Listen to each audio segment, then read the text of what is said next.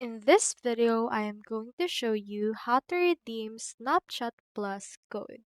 So this is typically available if you want to do this on your phone like Android as well as your iOS. So even if you're on your phone or any device that you're in, you can just go over here to this link that you can see on your screen. And once you're in there, you can just go over and then review first the eligibility requirements provided by the partner to make sure that you qualify for those promo codes. Now go over to the web page that we actually showed you earlier and then log in to your existing Snapchat account or create an account.